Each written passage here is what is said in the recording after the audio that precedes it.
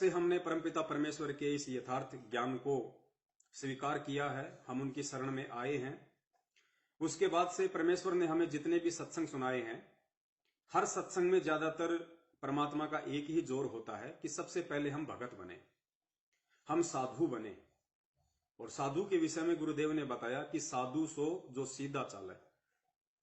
संत वही होता है, भगत वही होता है, साधु वही होता है जो बिल्कुल सीधे तरीके से रहे, वो अपने परमेश्वर की रजा में राजी रहे। मालिक की वाणी भी है ना कि कुत्ता हूं गुरुदेव का, मोतिया दास का नाम। तो जैसा वो परमात्मा हमें रखना चाहे, जैसा परमात्मा हमें बनाना चाहे, जिन परिस्थितियों में परमात्मा हमें ढालना चाहे, हमें उस परमेश्वर के अनुसार उनके संकेतों को समझते हुए हमें वैसा ही भक्ति मार्ग पे व्यवहार करना चाहिए, तभी हम सफल हो सकते हैं, अन्यथा नहीं हो पाएंगे। तो संदेशा यह था पुण्यात्माओं कि आज हम जितने भी भगत भाई बहन हैं, तकरीबन कई लाखों की संख्या में सतगुरु रामपाल जी महाराज जी के शिष्य और शिष्य हैं। चाहे उन्होंने 2014 बरवाला कांड से पहले नाम दीक्षा ली हो, चाहे उन्होंने बरवाला कांड के बाद में नाम दीक्षा ली हो, वो सभी परमपिता परमेश्वर के ही बच्चे हैं। और एक परमेश्वर की वाणी है कि साईं इतना दीजिए जामे कुटुंब समावे, हम भी भूखे ना रहें अतिथि ना भूख हो जाओ। ये परमपिता परमेश्वर जी की वाणी है। और गुरुदेव ने अपने सत्संगों में कई बार जिक्र किया है कि पुण्यात्माओं, ये जो वाणियां हैं जो आप सत्संगों के माध्यम से सुनते हैं, नित्य नियम के माध्यम से सुनते हैं, रमैणी या संध्या आरती के माध्यम से सुनते हैं, आपने केवल सुनने तक ही सीमित नहीं रहना है। ये कर पाड़ने का मार्ग है, ये कुछ कर गुजरने का मार्ग है। जब तक हम परमेश्वर के वचनों पे, परमेश्वर की एक एक वाणी के ऊपर सही तरीके से अपने आध्यात्मिक कदम रखना शुरू नहीं कर देंगे, तब तक हम चाहे लाख जन्म भक्ति करते रहें, चाहे हम कितने ही बड़े भगत बनते रहें, हम लोग सतलोक नहीं जा सकते हैं। सतलोक जाने के लिए हमने गुरुदेव की प्रत्येक वाणी को अपने आध्यात्मिक जीवन में चरितार्थ करना पड़ेगा। चाहे आज कर लो, चाहे कल कर लो, या चाहे मौका मिला तो अगले फिर किसी जन्म में कर लो। मालिक की वाणियों को, मालिक के सत्संगों को, मालिक के वचनों को अपने जीवन में उतारना पड़ेगा। उन वाणियों के माध्यम से परमेश्वर जो हमें निर्देशित कर रहे हैं, आदेशित कर रहे हैं, हमें उनके अनुसार चलना पड़ेगा। जितना विश्वास अपने गुरु के ऊपर और इस भक्ति के ऊपर हमें उस परमेश्वर ने अपनी वाणियों के माध्यम से करने के लिए निर्देशित किया है, उतना हमने करना पड़ेगा। वरना ठीक है, जैसा हम कर्म करेंगे, जैसी हम भक्ति करेंगे, उस अनुसार परमात्मा लाभ अवश्य देगा, लेकिन जो मुख्य हमारा काम है वो है मोक्ष का। उस काम से हम वंचित रह जाएंगे, और अगर उनसे वंचित रह गए तो फिर कोई फायदा नहीं है। परमपिता परमेश्वर सतगुरु रामपाल जी महाराज जी की इस बिचली पीढ़ी में शरण लेकर भी, तो परमेश्वर की वाणी है कि साईं इतना दीजिए जिसमें कुटुंब समावे, हम भी भूखे ना रहें साधु ना भूखा जाए। कि हे परमपिता परमेश्वर, आपके दास ने आप जी से शिक्षा लेके, दीक्षा लेके और आप जी के सत्संग सुन के परमेश्वर ये ज्ञान को आधार बनाते हुए ये समझा है कि परमेश्वर यदि मुझे मोक्ष प्राप्त करना है तो आपकी इस वाणी के अनुसार मुझे बहुत ही सादा तरीके से, बहुत ही सिंपल तरीके से अपने इस जीवन को जीना होगा।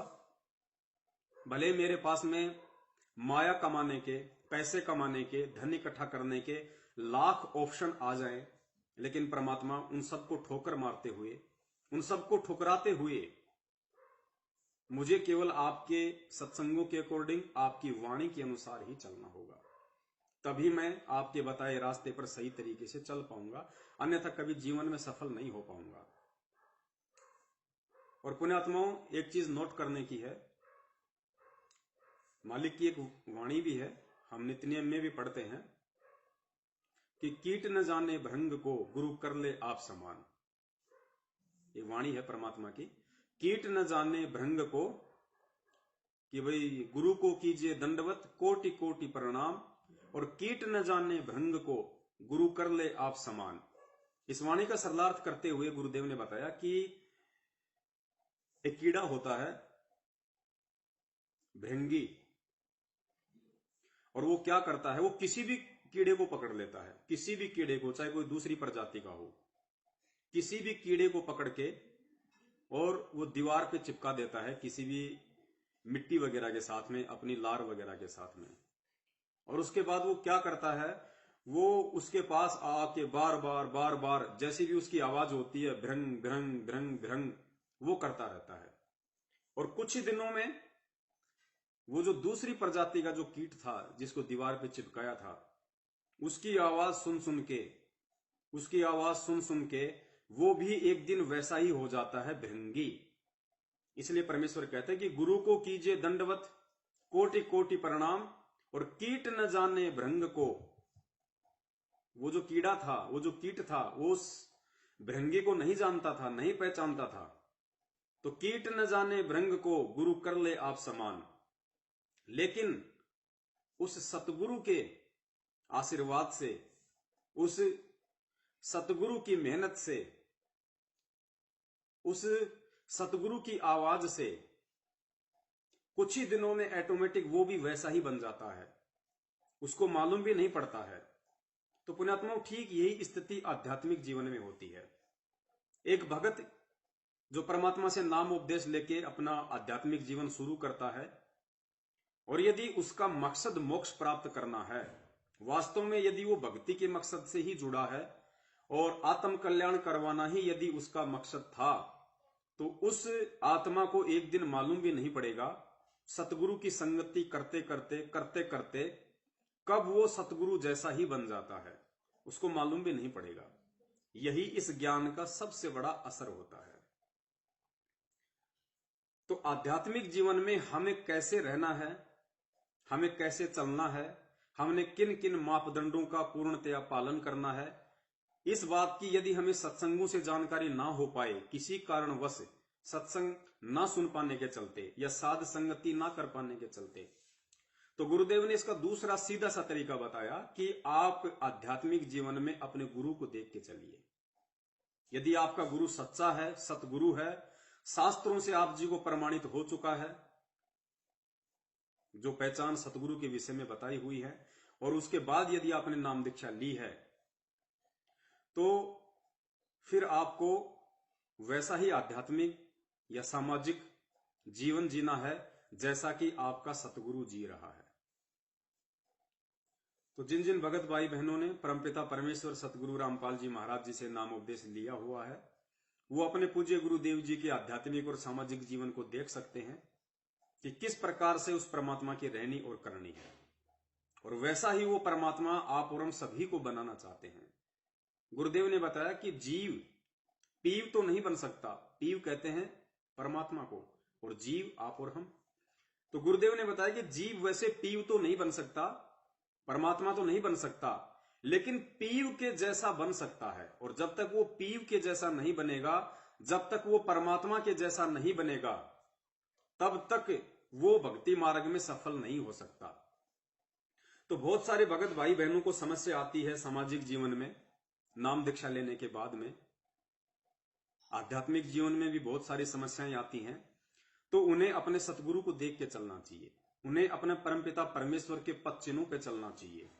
बहुत सारे भगत भाई बहनों को शादी विवाह में दिक्कत आती है, किसी को लेन देन में दिक्कत आती है, कोई ससुराल जाता है उसको टीका लेना, जवारी लेना, धोख लगाना, बहुत सारी चीजों में दिक्कत आती है। तो उन आत्माओं को अपने सतगुरुदेव जी को देख के चलना चाहिए कि मेरे सतगुरुदेव जी ने एक आम व्यक्ति की भूमिका करते हुए और जो एक लीला की है उन्होंने, उस लीला में जीवन में उनका क्या रोल रहा है। जब से मैंने नाम दीक्षा ली है, क्या तब से मेरा गुरु कभी किसी शादी में गया? क्या मेरे गुरु ने अपने रिश्तेदारी में यहां किसी की शादी अटेंड की? क्या मेरे गुरु ने शादी विवाह या अन्य किसी भी प्रकार के फंक्शन में कोई लेन देन किया? क्या मेरे गुरुदेव ने जब उनके भाणजों का, जो उनकी बहन के बच्चे हैं, जब उनकी शादी थी, विवाह था, तो क्या मेरे गुरुदेव भात लेके गए थे? क्या मेरे गुरुदेव वहां पे पटड़े पे चढ़े थे, अपनी बहन से तिलक निकलवाया था? क्या मेरे गुरुदेव किसी की 13वीं में गए थे, और गए थे तो क्या क्या फॉर्मेलिटी की थी? क्या मेरे गुरुदेव ने जब कभी उनके परिवार या रिश्तेदारी में किसी का कोई निधन हुआ हो, तो क्या उन्होंने किसी पंडित वगैरह को जो है बुला के पूजा पाठ करवाई थी?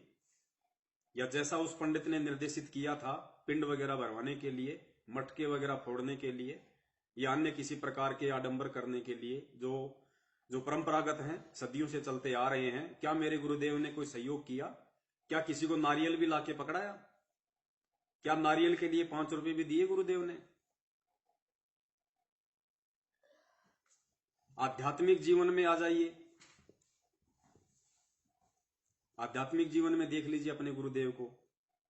क्या मेरे गुरुदेव ने, जब से उन्होंने नाम दीक्षा ली 17 फरवरी 1988 से, तो जिस प्रकार से आज मैं इतना ज्ञान लेने के बाद भी, शिक्षा ग्रहण करने के बाद भी, गुरुदेव के द्वारा 27 साल से सत्संग रूपी खजाना लुटाने के बाद भी, जिस कदर मैं बात बात पे अपने गुरुदेव की अवज्ञा कर देता हूं, उन्होंने मुझे जो मर्यादा दी है, सत्संगों में जो आदेश दिए हैं, बार बार मैं उनको तोड़ देता हूं, मर्यादाएं खंडित कर देता हूं। क्या मेरे गुरुदेव ने 17 फरवरी 1988 से आज 2021 तक, क्या उन्होंने एक भी मर्यादा जो उनके मुंह बोले गुरुदेव स्वामी राम देवानंद जी महाराज जी ने उनको बताई या निर्देशित किया या लिख के दी, क्या एक भी मर्यादा मेरे पूज्य गुरुदेव जी ने तोड़ी है आज तक? उल्लंघन करने की सोची भी है आज तक? अगर नहीं, तो पुण्यात्माओं फिर हमें अपना आंकलन कर लेना चाहिए कि आध्यात्मिक जीवन में हम कहां हैं। और जब तक हम अपने पूज्य गुरुदेव जी के नक्शे कदम पे नहीं चलेंगे, उनके पद चिन्हों पे नहीं चलेंगे, तब तक पुण्यात्माओं जैसी हम भक्ति करेंगे, गुरुदेव ने बताया उस भक्ति के अनुसार तुम्हें स्वर्ग में राजा भी बना दिया जाएगा, ब्रह्मा विष्णु महेश भी बना दिया जाएगा। तुम नीचे पृथ्वी पे आके सतयुग से लेके इस कलयुग तक तुम राजा भी बन सकते हो, लेकिन मोक्ष नहीं हो सकता। उसके बाद फिर 84 लाख में भी जाओगे। तो आज हमारे पास में सबसे बड़ा मौका है, एक सौभाग्य, एक गोल्डन चांस है कि आज हम परमेश्वर के प्रत्येक वचन के ऊपर सोने की तरह खरे उतर जाएं। छोटा सा ही तो जीवन है। असंख्य शीश हमने काल भगवान को दिए हैं, पशु पक्षी बनके, इंसान बनके भी इसने शीश लिए हैं। क्या पता हम किसी राजा की सेना में सैनिक रहे होंगे, हमने बहुत सारी लड़ाइयां लड़ी हैं, दुश्मनों ने हमारे शीश भी उतारे होंगे तलवारों से, हमने भी लोगों के उतारे होंगे। तो परमेश्वर की वाणी है कि करोड़ों शीश तूने दे दिए, यम राजा की फेंट। फेंट का मतलब गुरुजी ने बताया, फेंट का मतलब होता है झटके से, जबरदस्ती लेना। करोड़ों शीश तूने दे दिए यम राजा की फेंट, इस काल ने झटके से जबरदस्ती तेरे करोड़ों शीश उतारे हैं। कभी मुर्गा बना के, कभी बकरा बना के, कभी बकरी बना के, कभी सैनिक बना के। और एक शीश दे के देख ले, सतगुरु अपने की भेंट। भेंट होता है प्यार से, प्रेम से, ज्ञान समझ के। गुरुदेव कहते हैं कि बेटा एक शीश तू मेरे को दे दे, बस तेरा ये, और ये जीवन भी मैं तेरा पूरा कहां मांग रहा हूं नालायक। आधे से ज्यादा जीवन तो तूने मौज मस्ती में निकाल दिया। अगर तू ये सोचे कि मैंने तो कोई मौज मस्ती की नहीं, मैंने तो जीवन के आनंद लिए नहीं, तो परमात्मा कहते हैं नालायक, तेरी 30, 35, 40 साल की उम्र हो रही है, अब जाके तू मेरी शरण में आया है। तेरी खोपड़ी से लेके नीचे तक तेरे सफेद बाल हो गए, तेरे बच्चे मौज मस्ती करने के लायक हो गए, तो तूने भी तो सारी मौज मस्तियां कर ली।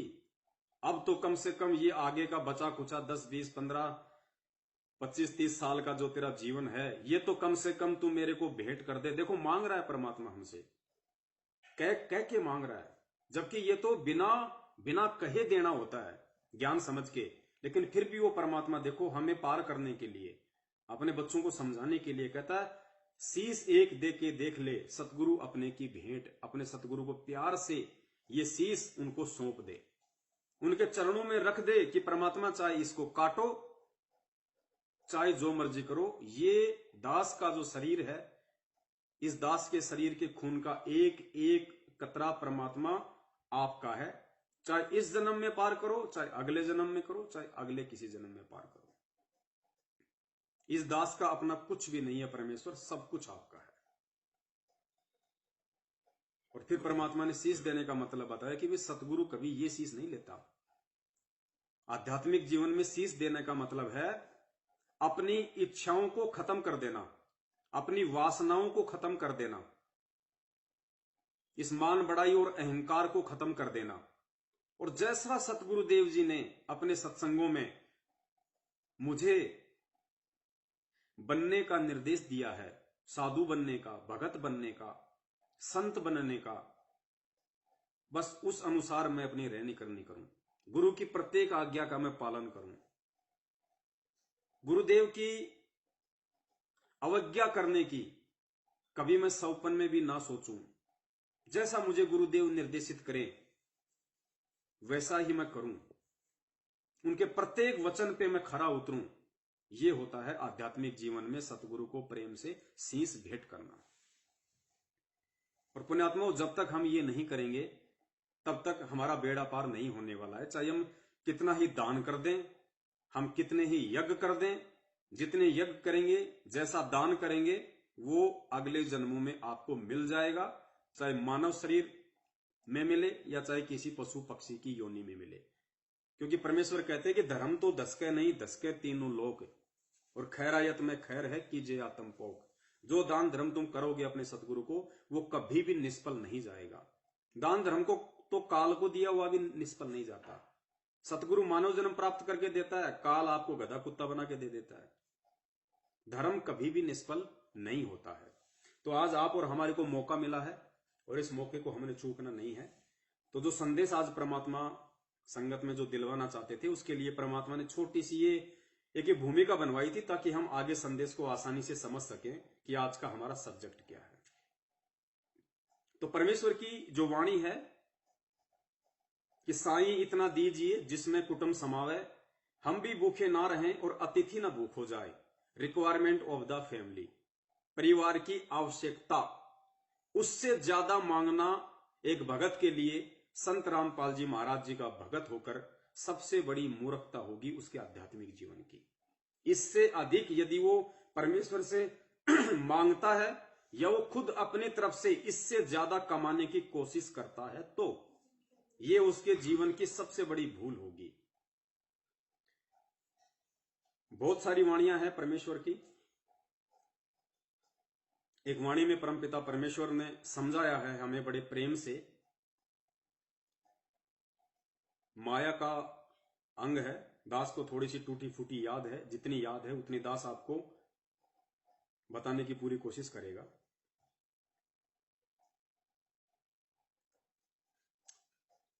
गुरुदेव ने बताया कि परमात्मा ने सत्संग करते हुए अपनी वाणी के माध्यम से कहा कि दानी को नहीं देत हूं, ना राखूं वर्ष करोड़, ये माया है सूम की बंदी सूम गलडोर। गुरुदेव ने कहा कि जो मेरा भगत दान करेगा उसको मैं धन नहीं दूंगा। धन नहीं देने का मतलब उसको उतना ही दूंगा, रिक्वायरमेंट ऑफ द फैमिली। क्योंकि हम वाणी भूल सकते हैं, परमात्मा अपनी वाणी नहीं भूल सकता। तो परमेश्वर ने कहा कि दानी को नहीं देत हूं, जो दान करेगा उसको मैं धन नहीं दूंगा। अब देखना पुण्यात्माओं, इन परमेश्वर की वाणियों पे गौर करना। आज 90% भगत समाज दान यही सोच के करता है कि मुझे धन और ज्यादा मिलेगा। क्योंकि परमेश्वर ने भी अपनी वाणियों में जिक्र किया है कि भाई धन चाहे तो दान कर और मुक्ति चाहे तो नाम। लेकिन परमेश्वर की किस वाणी का कहां पे क्या अर्थ निकलेगा, इस चीज को समझना ही परमेश्वर के उस परमेश्वर के सत्संगों के संकेतों को समझना है। यही तत्व ज्ञान है जो एक शिष्य अपने सतगुरुदेव जी से सीखता है। तो दो वाणियां परमेश्वर ने बोली कि धन चाहे तो दान कर और मुक्ति चाहे तो जप नाम। और दूसरी वाणी में परमात्मा कह रहे हैं कि दानी को नहीं देत हूं ना राखूं वर्ष करोड़। जो मेरा भगत दान करेगा उसको मैं धन नहीं दूंगा, ना राखूं वर्ष करोड़। उसको धन देकर, दान करने वाली पुण्य आत्माओं को धन देकर मैं करोड़ों वर्षों तक इस काल की जेल में नहीं रखना चाहता। दानी को नहीं देत हूं ना राखूं वर्ष करोड़। ये माया है सूम की, सूम होता है कंजूस आदमी। ये माया है सूम की बंदी, सूम गलडोर। इस माया को तो मैं कंजूस व्यक्ति के ही पैरों की बेड़ियां बना के उसको पहना के रखूंगा। भगत के लायक माया नहीं होती है, भगत के लिए माया नहीं होती है। तो फिर किसी भगत ने सवाल किया कि हे परमपिता परमेश्वर, भगत तो दान ही ये सोच के करता है कि दान करेंगे तो धन मिलेगा, धन मिलेगा तो फिर मकान खरीदेंगे, प्लाट खरीदेंगे, 100 प्रकार के काम जोड़ेंगे। लोग तो दान ही धन की प्राप्ति के लिए करते हैं, और आप कह रहे हो कि दानी को नहीं देत हूं ना राखूं वर्ष करोड़। तो परमेश्वर, फिर जो दान करने वाला जो आपका भगत है उसको फिर आप क्या दोगे अगर धन नहीं दोगे तो परमेश्वर ने बड़े प्यार से कहा कि दानी को तो देत हूं ज्ञान ध्यान विश्वास। देखना पुण्यात्माओं, पूज्य गुरुदेव जी ने बताया कि ज्ञानी को तो देत हूं, दानी को तो देत हूं ज्ञान ध्यान विश्वास, भक्ति गरीबी और बंदगी, ज्यों निपजे निज दास। जो मेरा भगत दान करेगा, कौन सा भगत? ज्ञान को समझ के जो दान करेगा, ज्ञान को समझ के जो दान करेगा, उस मेरी प्यारी आत्माओं को मैं क्या दूंगा? दानी को तो देत हूं ज्ञान ध्यान विश्वास। ज्ञान क्या? इस परमेश्वर के पूर्ण मोक्ष मार्ग की जानकारी, यथार्थ जानकारी, तत्व भेद। दानी को तो देत हूं ज्ञान। ध्यान, ध्यान क्या? उसको ऐसा ज्ञान दे दूंगा उसके बाद उसका ध्यान मेरी भक्ति से और मेरे चरणों से, पूज्य गुरुदेव जी कहते हैं कि हटेगा ही नहीं। ज्ञान ध्यान और विश्वास, उसको इतना विश्वास से भर दूंगा, इतना विश्वास से भर दूंगा, उस जन्म में उस पुण्य आत्माओं को कोई डगमग नहीं कर पाएगा। इतना विश्वासी मैं उस आत्मा को बना दूंगा। दानी को तो देत हूं ज्ञान ध्यान विश्वास, और क्या देंगे? भक्ति गरीबी बंदगी, ज्यों निपजे निज दास। उस मेरी प्यारी पुण्य आत्माओं को मैं ज्ञान ध्यान विश्वास भक्ति गरीबी बंदगी शील संतोष विवेक दया अक्षमा परोपकार निश्चलता निष्कपटता, ये सारे गुण जो 16 श्रृंगार हैं एक आत्मा के, ये सारी चीजें मैं उस दान करने वाली आत्मा को दूंगा। ज्यों निपजे निज दास, ताकि जो मेरा दास है वो निपजेगा, उपजेगा, वो बढ़ेगा, वो वृद्धि करेगा भक्ति मार्ग में सतलोक जाने के लिए।